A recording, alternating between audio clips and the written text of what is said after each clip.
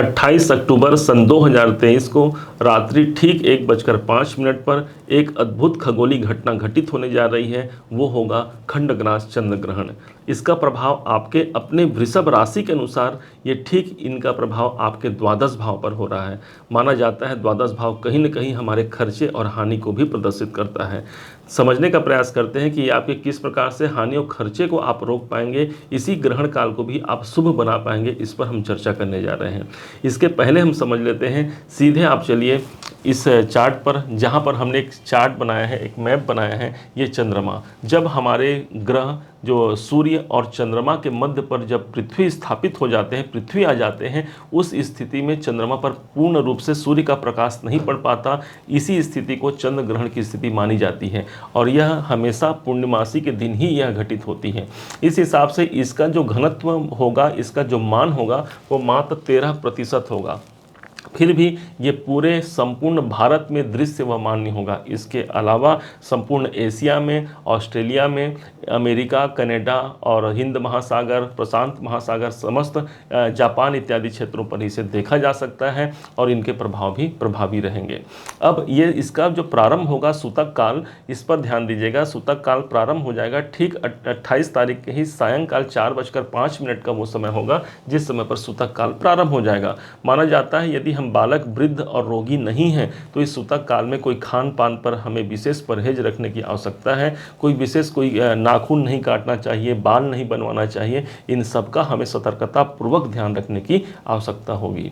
दूसरे तौर पर आप ये समझिए कि जब ये 1:05 रात्रि के समय इनका ये ग्रहण प्रारंभ होगा और ये ठीक 2:23 तक ये ग्रहण का समय होगा। इस हिसाब से देखा जाए तो 1 घंटे 18 मिनट का यह समय का संपूर्ण कार्यकाल अवधि मानी गई है। इस समय पर अधिकतर लोग तो सो रहे होंगे, क्योंकि 1 बजे से 2:30 बजे के बीच कोई जगेगा ही नहीं और सब सो रहे होंगे। लेकिन आप ये समझिए कि उस समय पर भी यदि आपके बहुत ज़्यादा कोई कष्ट हैं या कोई परेशानियां हैं तो उस समय पर भी कुछ मंत्रों का जाप आप जरूर कीजिए। इससे आपके जीवन में सुलभता आएगी। बड़े बड़े जो ऋषि मुनि, ज्ञानी, संत, महात्मा हैं या जो तांत्रिक या सिद्धि प्राप्त करना चाहते हैं, वो चंद्र ग्रहण के दिन का इंतजार करते हैं, क्योंकि इस दिन पर जो किया गया जो तंत्र मंत्र साधना है वो कई गुना अधिक फलीभूत होते हुए देखा गया है। शास्त्रों में इसका वर्णन भी अनेक प्रकार से किया गया है।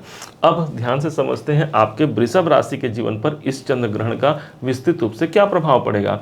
चंद्र ग्रहण का प्रभाव आपके द्वादश भाव पर हो रहा है। 12वां घर कहीं ना कहीं हमारे खर्चे और हमारे हानियों को प्रभावित करता है, इसलिए आपके खर्चे अधिक बढ़ सकते हैं। अपने खर्चों पर हमको नियंत्रण रखने की आवश्यकता होगी। कहाँ हमें धन खर्च करने हैं, कहाँ हमें अपने व्यय को संचालित करना है, इसका नियंत्रण हमें रखना होगा, अन्यथा धन हानि की संभावना भी हो सकती है।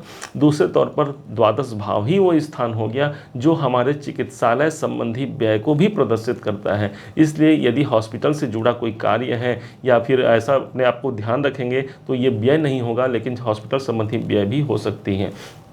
दूसरा समझिए, यही वो भाव विदेशों का होता है। 12वां घर का संबंध कहीं ना कहीं विदेशों से होता है। तो जो लोग विदेश में रहते हैं या जो इंडिया में रहते हुए या अन्य देश में रहते हुए किसी अन्य देश से अपना व्यापार या अपना काम करते हैं या ऑनलाइन काम करते हैं, उनको भी यहाँ पर कुछ न कुछ परेशानियों का सामना करना पड़ सकता है।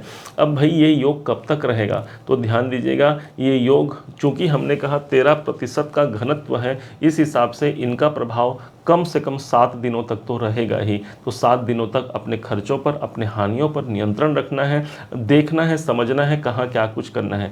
दूसरे ओर पर आप ये देखिए, चंद्रमा और राहु। चंद्रमा कौन है, तो चंद्रमा हमारा अनकॉन्शियस माइंड है, हमारा अवचेतन मन है।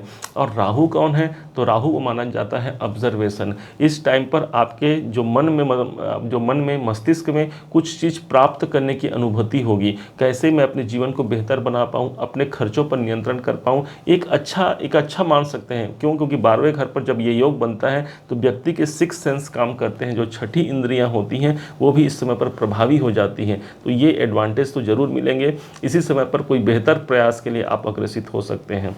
जब ये 29 तारीख का डेट आएगा सुबह काल में, जब ग्रहण समाप्त हो जाएगा, स्नान ध्यान इत्यादि से निर्वृत्त होकर के अपने घर से कुछ सफ़ेद वस्तु का दान जरूर कीजिएगा। चावल हो गया, चांदी हो गया, दूध हो गया, या फिर सफ़ेद फूल और कुछ दक्षिणा सहित, कुछ फल सहित किसी ब्राह्मण को अथवा किसी मंदिर में दान दे करके भगवान शिव के समक्ष माथा टेक करके प्रणाम करके आप वापस आएंगे।